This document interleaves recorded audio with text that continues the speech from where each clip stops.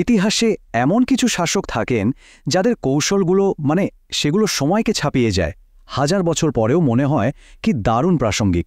আজ আমরা ঠিক এমনই একজনের কথা বলবো। এমন একজন শাসক যিনি শুধু তলোয়ারের জোরে সাম্রাজ্য গড়েননি, বরং জ্ঞান, কূটনীতি আর সহনশীলতা দিয়ে এমন এক ভিত্তি গড়েছিলেন যা আজও আমাদের পথ দেখাতে পারে।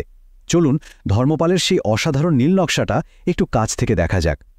তো পাল বংশ আসার আগে বাংলার অবস্থাটা ঠিক কেমন ছিল সেটা বোঝানোর জন্য একটা দারুণ শব্দ আছে, মাৎসান্যায়, মানে সোজা কথায় মাছের আইন। একবার কল্পনা করে দেখুন তো, এমন একটা জায়গা যেখানে কোনো রাজা নেই, কোনো আইন নেই, যার গায়ে জোর বেশি তারই সব, ঠিক যেন বড় মাছগুলো ছোট মাছগুলোকে গিলে ফেলছে। ভয়ঙ্কর একটা অবস্থা, তাই না? আর এই অবস্থাটা কিন্তু একদিন বা দুদিনের ছিল না, প্রায় ১০০ বছর ধরে এই রাজনৈতিক অস্থিরতা, এই বিশৃঙ্খলা বাংলাকে একেবারে গ্রাস করে রেখেছিল।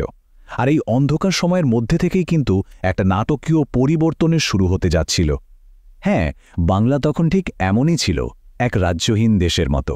কিন্তু প্রশ্ন হল, এই ভয়ঙ্কর বিশৃঙ্খলার শেষ হল কিভাবে? আর আমাদের গল্পের প্রধান চরিত্রের উত্থানটাই বা ঘটল কিভাবে? চলুন সেই গল্পটাই শোনা যাক। এই অরাজকতা শেষ করার জন্য বাংলার বিভিন্ন অঞ্চলের প্রধানরা একসাথে বসে এক যুগান্তকারী সিদ্ধান্ত নিলেন। তারা কিন্তু একে অপরের সাথে যুদ্ধ করে ক্ষমতা দখলের চেষ্টা করেননি, বরং আলোচনার মাধ্যমে একজনকে তাদের নেতা হিসেবে বেছে নিলেন। আর তিনি ছিলেন গোপাল, ধর্মপালের বাবা এবং পাল বংশের প্রতিষ্ঠাতা। মানে জোর করে নয়, সবার সম্মতির ভিত্তিতে ক্ষমতার এই শুরুটা সত্যিই অসাধারণ ছিল। গোপাল তো বাংলায় শান্তি ফিরিয়ে আনলেন, একটা স্থিতিশীল অবস্থা তৈরি করলেন।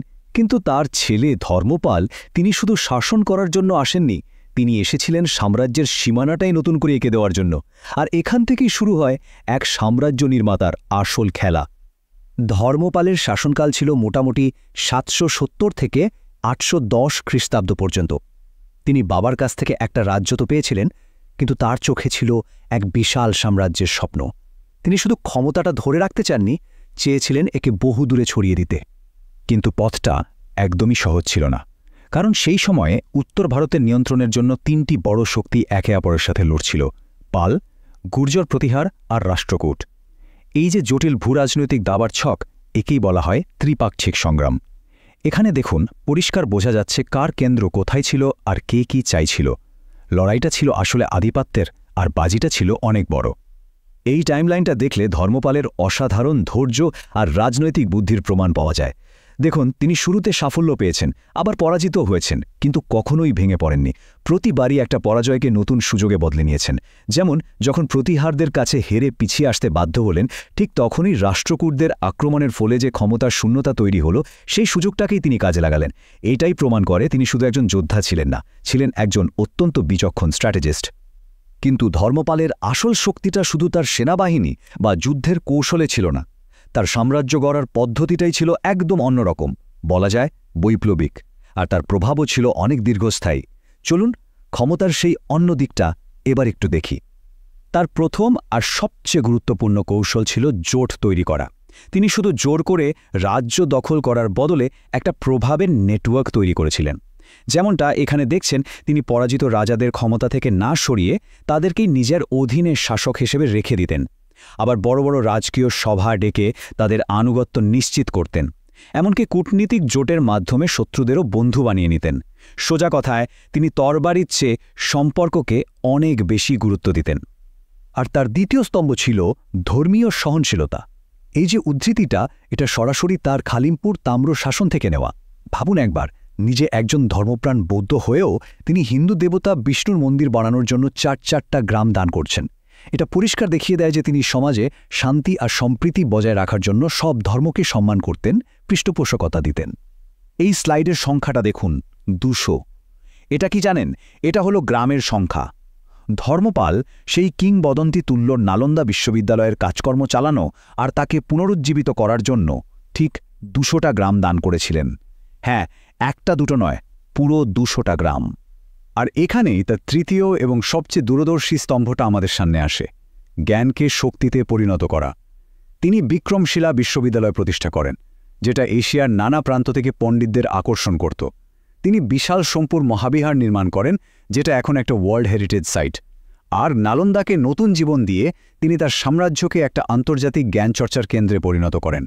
তিনি আসলে বুঝেছিলেন যে সামরিক শক্তির চেয়েও সাংস্কৃতিক প্রভাব বা যাকে আমরা সফট পাওয়ার বলি তার জোর অনেক বেশি, আর সেটা টিকে থাকে অনেক বেশি দিন। তো এই সব কিছুর ফল কি হয়েছিল? ধর্মপালের সাম্রাজ্য হয়তো একসময় শেষ হয়ে গেছে, কিন্তু তিনি যে উত্তরাধিকার রেখে গেছেন সেটা আজও পাথর আর আমাদের মননে একেবারে অমলিন। তার পৃষ্ঠপোষকতায় যে স্থাপত্য রীতি গড়ে উঠেছিল সেটা শুধু বাংলা বা ভারতেই সীমাবদ্ধ থাকেনি। পাল স্থাপত্য আর শিল্পের সেই নকশা পৌঁছে গিয়েছিল সুদূর বার্মা, এমনকি জাভা পর্যন্ত। এটা ছিল তার সাংস্কৃতিক প্রভাবের একটা আন্তর্জাতিক স্বীকৃতি। এখন মূল প্রশ্নটা হল, 1200 বছর আগের একজন শাসককে নিয়ে আজ আমাদের এত কথা বলার কি দরকার? তার কৌশলগুলো কি আজকে দুনিয়াতেও কোনো কাজে আসতে পারে? উত্তরটা হলো হ্যাঁ, অবশ্যই পারে। এই স্লাইডটা একবার দেখুন। ধর্মপালের জোট তৈরির নীতি আমাদের কি শেখায়? শেখায় সরাসরি সংঘাতের চেয়ে কৌশলগত কূটনীতি অনেক বেশি কার্যকর। তার ধর্মীয় সহনশীলতা শেখায় কিভাবে নানা মতের, নানা পথের মানুষকে নিয়েও একটা শক্তিশালী সমাজ গড়া যায়। আর শিক্ষায় তার বিনিয়োগ, সেটা তো চোখে আঙুল দিয়ে দেখিয়ে দেয় যে একটা দেশের আসল সম্পদ হল তার জ্ঞান আর সংস্কৃতি। এই প্রত্যেকটা শিক্ষাই কিন্তু আজকের বাংলাদেশের জন্য অনেক বেশি মূল্যবান।